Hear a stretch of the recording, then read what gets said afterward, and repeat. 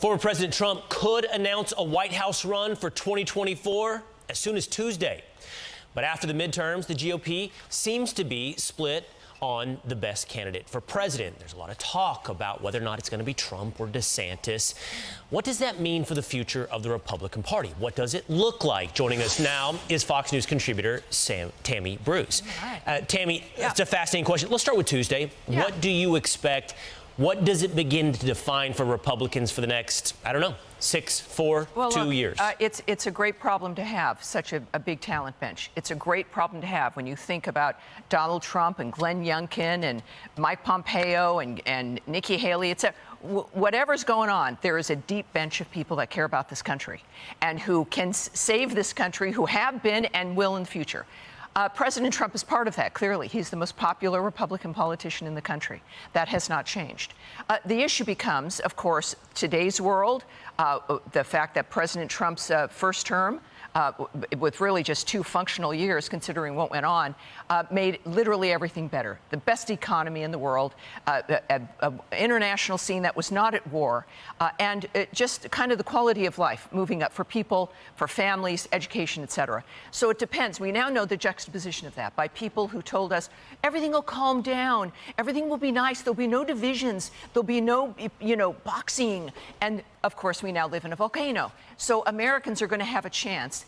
The role of what for the Republican Party is recognizing the fact that we are not just going to go along to get along. This is not about the next in line. This isn't about, as Liz Cheney would say, going back to normal. This is the normal they promised us. In fact, this is normal. Economic setbacks, every generation that keep average people back on their heels, a dynamic where you just don't know what's going on, relying on bigger government, that's their normal. Americans stated in 2016, we want better. This is not the last chapter of this country. So all of this talent, if they can, look, no one's a mini Trump or that kind of thing. That's an insult perhaps to all the other candidates who are themselves.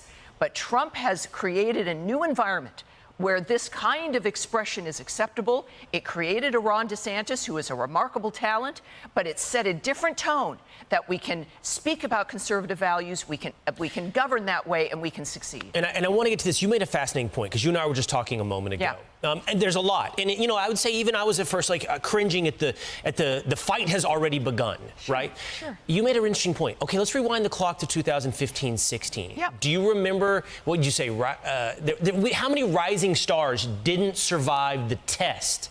Well, see, that's it. Of a debate stage, of the grueling general election, whatever it may be. That's the test has begun. That is the point of the primary season. Right. If you can't handle Donald Trump, how can you handle the world? If you're afraid of a heated, passionate conversation, how can you be president? And if that is going to be this is where the Republicans have been injured, I think, in the past.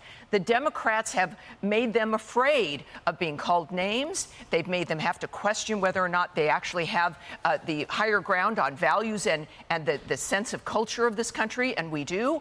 And now they just don't want to have any of those conversations, and so they just hope that the Democrats are so bad will be voted for. They're afraid to stand up for what they believe in.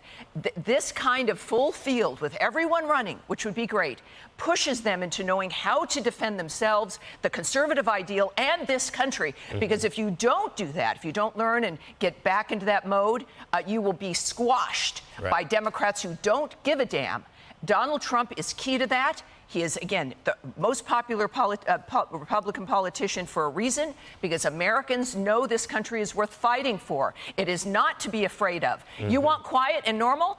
We're living in a volcano. Welcome to the quiet and normal world. We deserve better, and we're going to get it. Yeah, at one point we thought it would be Rick Perry. At one point, Rudy Giuliani was the next president. Oh, there's always a star. There's a star until the test. Debates are needed. Primaries are needed. That's the test, and it's exciting, and we can do it. All right, Tammy, fascinating perspective. Thank you so much for being with us this morning. Thank you. I'm Steve Ducey. I'm Brian Kilmeade. And I'm Ainsley Earhart. And click here to subscribe to the Fox News YouTube page to catch our hottest interviews and most compelling analysis.